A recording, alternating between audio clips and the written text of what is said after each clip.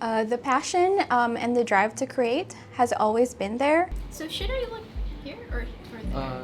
Just look at it. Just look Or at you can, caveman. like, just off, a little off.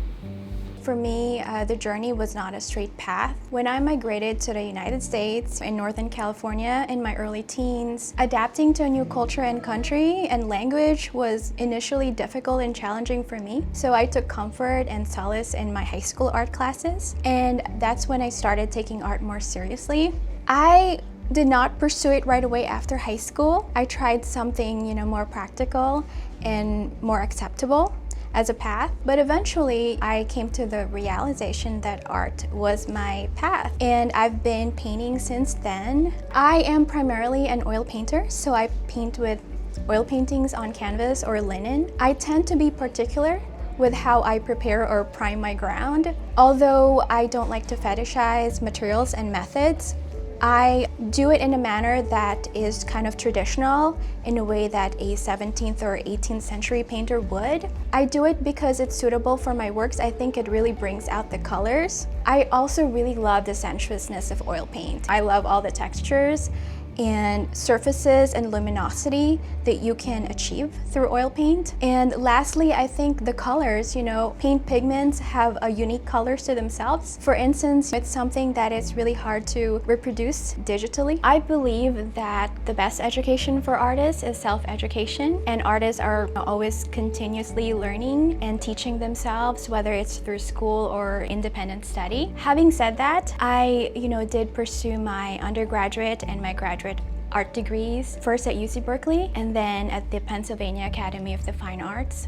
And there's a couple reasons, I think. First, it's because, I did not grow up with role models, nor did I grow up in an artistic family or community. So it's a way for me to access the arts and be in a supportive environment.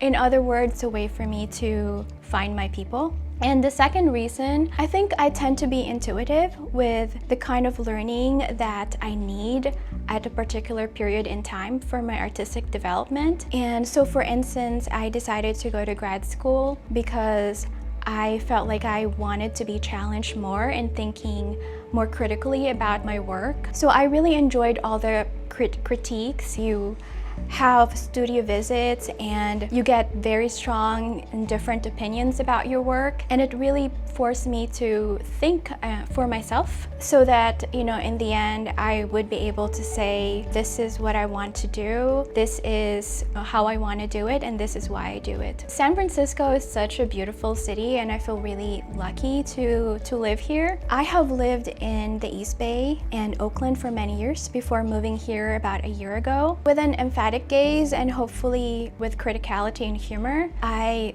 reflect upon the built spaces like I inhabit. It's also a way for me to sort of stay with places longer and dwell longer. Although my works are rooted in reality, I like to think of them more as imaginary and abstract spaces that hold abstract ideas and thoughts. I really love to observe the changes around me, especially like the new developments happening here. There are many things that happen in this city that are unique to this city, but also I think is reflective of what's going on in other places. I'm creating 6 paintings for this upcoming exhibition, and I'm approaching it as a residency in Soma and sort of limiting myself to the places and sites here in Soma. Through parks and public spaces, I reflect upon the history and continued presence of the Filipinx community here in the Soma Pilipinas Cultural District, and also observing the changes here in the South of Market neighborhood. For instance, I did a painting of the Victoria Manalo Draves Park, which is named after a Filipina Olympian diver. I also did a painting of the Alley Street Community Gardens, which overlooks Heroes Village and have these affordable housing complexes for seniors.